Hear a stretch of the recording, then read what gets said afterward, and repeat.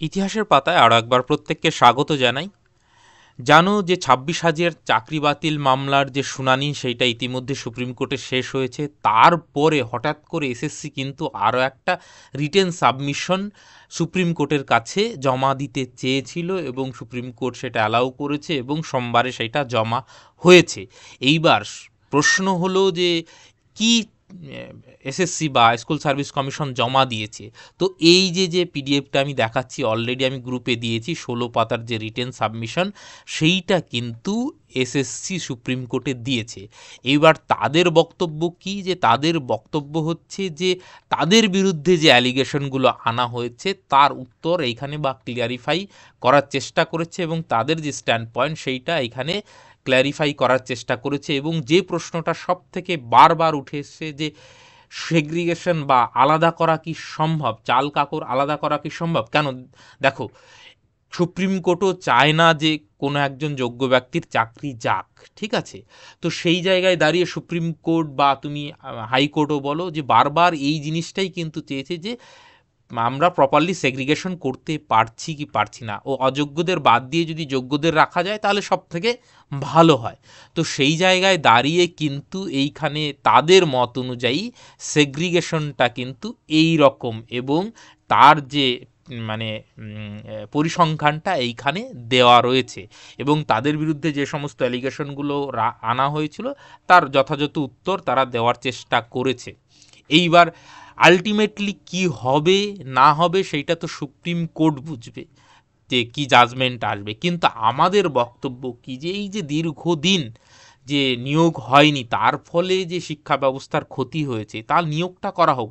এবং এই পেজেই এই সাবমিশনেই কিন্তু স্কুল সার্ভিস কমিশন স্বীকার করে নিয়েছে প্রায় 9-10 বছর ধরে শিক্ষক নিয়োগ রাজ্যে হয়নি। তো সেইটা হচ্ছে সব থেকে গুরুত্বপূর্ণ বিষয় আমাদের জন্য। এবং এইখানে দেখো যে কীভাবে দুর্নীতি হয়েছে সেইটা স্বীকার করে অলরেডি নিয়েছে, যে র্যাঙ্ক জাম্প এবং ওএমআর বা panel, out of the panel, এইখানে দেখো ওএমআর ইস্যু রয়েছে। তো সেক্ষেত্রে আমি এর আগের ভিডিওতে বলেছিলাম যে কিছু জনের তো চাকরি যাচ্ছেই, তাতে অনেকের খুব খারাপ লেগেছিল এবং অনেক রকম বিরূপ মন্তব্য করেছিল। দেখো এইখানে এসএসসি নিজে স্বীকার করছে যে র্যাঙ্ক জাম্প হয়েছে ক্লাস 9-10 ক্ষেত্রে 74 জনের, এবং আউট অফ দ্য প্যানেল মানে প্যানেলেই ছিল না অথচ 111 জনের নিয়োগ, এটা যে নিয়োগকারী সংস্থা সে নিজে স্বীকার করছে। তো সেক্ষেত্রে তো এদের সুপ্রিম কোর্ট নিশ্চয়ই বলতে পারে না যে না এদের চাকরি রেখে দেওয়া হোক মানবিকতার খাতিরে, যেহেতু এরা একদম হাতে নাতে ধরা পড়েছে অতএব এদের চাকরি যাওয়াটা প্রায় নিশ্চিত। ঠিক আছে, এবার বাকি এই সেগ্রিগেশনটা যদি মেনে নেয় সুপ্রিম কোর্ট এবং বাকিদের যদি রেখে দেয় তাহলে যোগ্যদের তো খুব মানে একটা ভালো মানে কি বলবো দিক খুলে যাবে যে আলটিমেটলি তারা বেঁচে গেল। আর যদি এই সেগ্রিগেশন না মানে, কারণ এইখানে আরও অনেক মারপ্যাচ রয়েছে, এইখানে যে ইস্যুগুলো তারা অ্যাড্রেস করেছে এর বাইরেও কিন্তু অন্য অন্য ইস্যু রয়েছে। তো সেক্ষেত্রে সুপ্রিম কোর্ট কীভাবে দেখবে সেইটা তো তাদের ব্যাপার। এবার 11-12 ক্ষেত্রে দেখো র্যাঙ্ক জাম্প করে 20 জনকে দিয়েছে, আউট অফ প্যানেল অর্থাৎ প্যানেলেই ছিল না 18 জন, এটা কিন্তু স্বীকার করছে এসএসসি। গুরুত্বটা বোঝো। গ্রুপ সির ক্ষেত্রে দেখো 132, 249 এবং গ্রুপ ডির ক্ষেত্রে 237, 371। তাহলে টোটাল এই যে র্যাঙ্ক জাম্প এবং আউট অফ প্যানেল অর্থাৎ প্যানেলের বাইরে থেকে হয়েছে কত না 463 এবং 749। এছাড়াও আরও একটা বিষয় যেটা ওএমআর ইস্যু, তোমরা ফাঁকা ওএমআর দেখেছো, কেউ হয়তো 15-20 পেয়েছে বা কেউ ফাঁকা ওএমআর দিয়ে দিয়েছে অথচ সে 53-54 মার্ক পেয়ে গেছে। তো এই যে ইস্যুটা, সেই ইস্যুটা সিবিআই দিয়েছে হচ্ছে পরিসংখ্যানটা 952 এবং এসএসসি বলছে না আমরা একটু 952টা চুরি করিনি, একটু কম করেছি, সেইটা হচ্ছে 796, মানে এতজনের অ্যাপয়েন্টমেন্ট দিয়েছি। তো সেক্ষেত্রে এইখানটাও দেখো যে 11-12 ক্ষেত্রে সিবিআই ধরেছে হচ্ছে 907 জন, এবং স্কুল সার্ভিস কমিশন তারা স্বীকার করছে 772 জনের ক্ষেত্রে এই সমস্যাটা হয়েছে, অর্থাৎ ওএমআরএ কম ছিল অথচ নাম্বার বাড়িয়ে তাদের চাকরি দেওয়া হয়েছে। গ্রুপ ডির ক্ষেত্রে তো সংখ্যাটা আরও বেশি, 3481, এবং সেখানে চাকরি দেওয়া হয়েছে মানে স্বীকার করছে এসএসসি 782 জনের, এবং গ্রুপ ডির ক্ষেত্রে হচ্ছে 2823, এবং চাকরি দেয়া হয়েছে বা স্বীকার করছে যে সেটা হচ্ছে 1741। তাহলে টোটাল নাম্বারটা দাঁড়ালো কিন্তু 4091। তার মানে এই যে পরিমাণ যে দুর্নীতিটা হয়েছে, আরও এখানে কিছু ইস্যু রয়েছে, এবং সেগুলো মিলিয়ে টোটাল দেখো actual number of tainted person, আর এই যে নাম্বারটা দেখছো 5303, এই নাম্বার, অর্থাৎ এই সাবমিশন যদি সুপ্রিম কোর্ট মেনে নেয় তাহলে এতজনের চাকরি কিন্তু কনফার্ম যাচ্ছে, কারণ এরা হচ্ছে দুর্নীতি করে চাকরি পেয়েছে, এইটা স্কুল সার্ভিস কমিশন অর্থাৎ নিয়োগকারী সংস্থা নিজে স্বীকার করছে। এইবার আমাদের চাকরি থাকলো না গেল সেইটা তো সুপ্রিম কোর্ট বুঝে নেবে, কিন্তু আমাদের যে এই যে দীর্ঘদিনের বঞ্চনা সেইটার নিরসনটা কি হবে? এই যে দীর্ঘদিন ধরে যে নিয়োগ নেই, এবং স্কুল সার্ভিস কমিশন একদম এই পিডিএফের সবার শেষে আসো এবং 29 নম্বর পয়েন্টটা ভালো করে দেখো।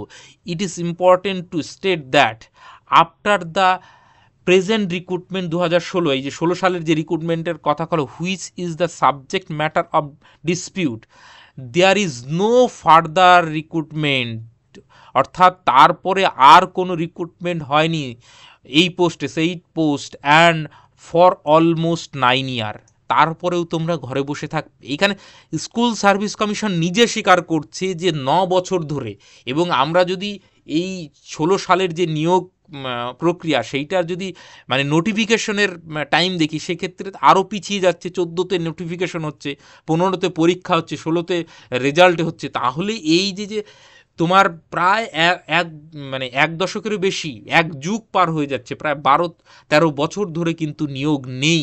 তো সেই জায়গায় দাঁড়িয়ে কিন্তু আমরা এখনও হাত গুটিয়ে চুপচাপ বসে আছি। তোমরা ভাবছো যে মানে এইভাবেই হয়তো আরও কিছুদিন চলে যাবে, তারপরে তো আমাদের বয়স শেষ হয়ে যাবে, কিছু করার নেই। তোমরা যদি রাস্তায় না নামো, তোমরা যদি নিজেদের কথা নিজেরা না বলো, কেউ কিন্তু বলার নেই। পৃথিবীতে কেউ কাউকে কোনো দিন এমনিতে কিছু দিয়ে দেয় না।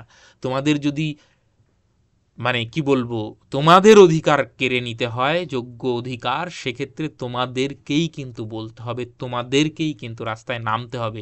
এবং যেখানে স্কুল সার্ভিস কমিশন সুপ্রিম কোর্টের কাছে স্বীকার করছে অলমোস্ট 9 ইয়ার ধরে কোনো ফার্দার রিক্রুটমেন্ট হয়নি, তারপরেও আমরা কেন এসএসসিকে গলা চেপে ধরছি না, কেন রাজ্য সরকারকে প্রেশারাইজ করছি না, এবং একটা মানে লার্জ স্কেলে কেন প্রোটেস্ট হচ্ছে না?